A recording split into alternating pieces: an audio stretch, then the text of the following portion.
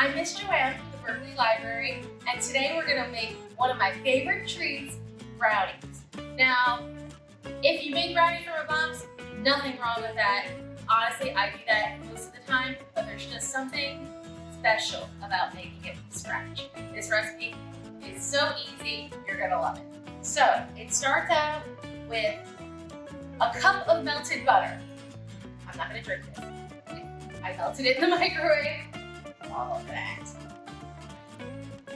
I melted it a little while ago to give it a chance to cool off. You don't want it to be super hot for this. Then you add a cup of white sugar.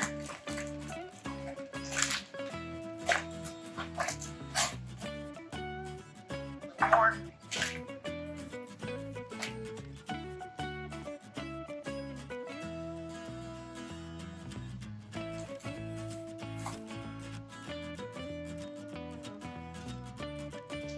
1 cup of brown sugar. Doesn't really matter, light brown sugar or dark brown sugar, whatever you have is fine. And the difference between measuring white sugar and brown sugar is the white sugar you saw, we just poured it in the cup. Nothing special. The brown sugar, when you put it in the cup, you want to pack it down. Make sure that the cup is nice and full with the brown sugar. Don't ask why. I don't know. That's just how we're supposed to do it. But there's definitely a difference in volume. So, give it 1 packed cup of brown sugar, and now 4 eggs.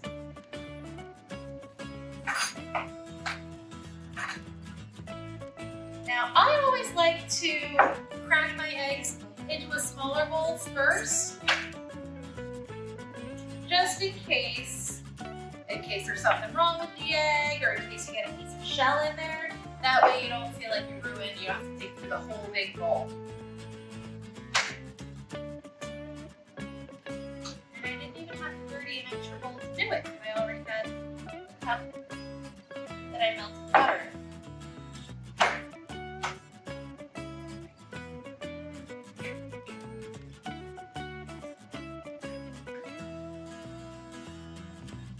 Now, I know cracking eggs can be a little intimidating to start out with when you're younger, but the more you practice, the better you'll get at it. And if you get any shell in there, if you use a piece of the eggshell to fish it out, it comes out so much easier than trying to chase it around with your finger. But don't worry, everybody gets shell when they're first learning how to practice. Okay, now we have brown sugar, white sugar, melted butter, and eggs. And we're gonna mix it all up. Okay, everything is all mixed up. And I forgot to mention, before we start doing anything, you need to preheat your oven to 350. I'm proud of myself because I remembered to do that. I forget preheat. Probably about half the time that I'm making something. But I remembered, I hope you remember. If not, it's not a big deal. It just takes a few minutes for your oven to heat up. So next, we are going to sift in flour and cocoa powder. So it's a cup of flour,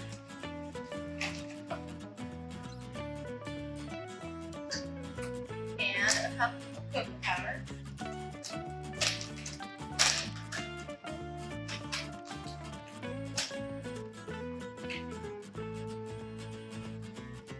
It smells so good.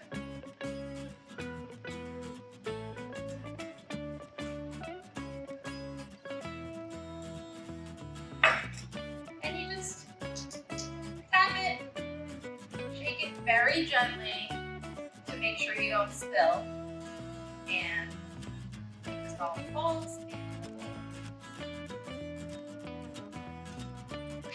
This helps make sure you don't get any lumps in your batter. It's a little extra step. You're gonna have to clean the strainer. You know, it's one extra step instead of just helping it from the measuring cup into the bowl. But I think it's worth it. If you don't, that's your decision. Go for it. I don't judge. recipe. It doesn't take that long. We're almost done. Okay. Now we're going to mix this in.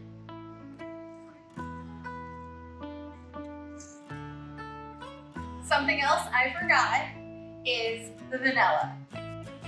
It's a tablespoon. I always kind of eyeball vanilla. You can measure it with your heart. I usually use more than the recipe calls for. This recipe also called for adding a little bit of espresso powder.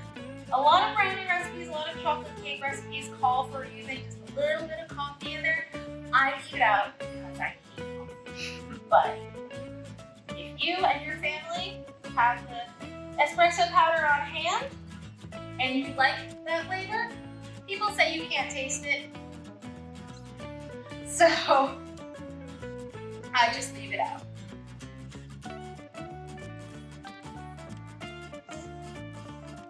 Now our last step before we put the batter in the pan is to stir in some chocolate chunks. About a cup, but yeah, we measure chocolate with our hearts.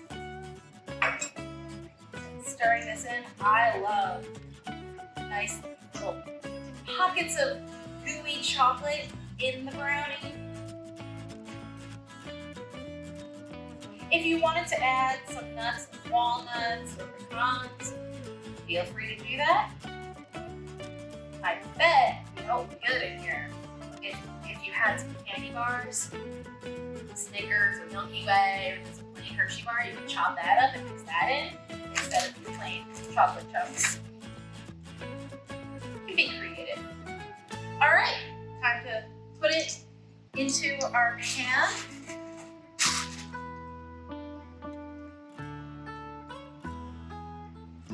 It smells so good already. I can't imagine how good it's going to smell when it starts baking.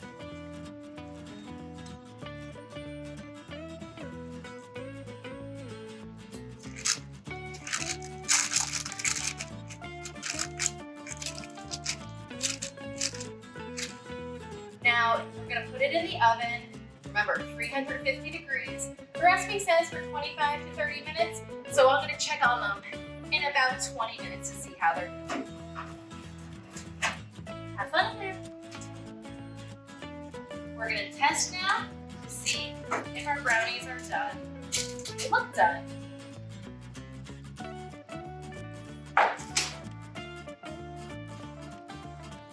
I have a toothpick. I'm going to stick it in the middle.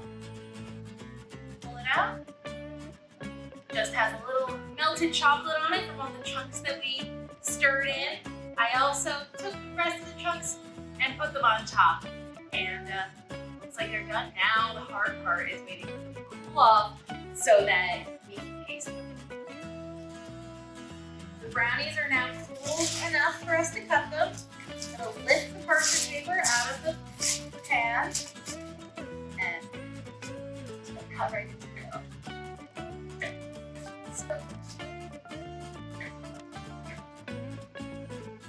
So gooey. Do you like an edge piece, a corner piece, a middle piece? I'm not really that particular. I will eat a brownie no matter what part of the pan it comes out of. Oh my gosh, they're so gooey. You have to come see this.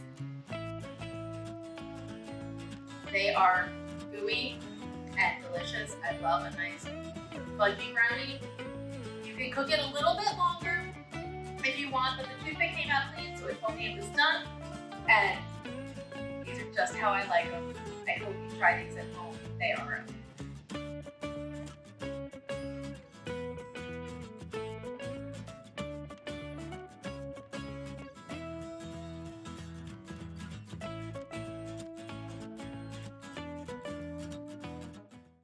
Support public libraries. Like, share, and subscribe for more great videos.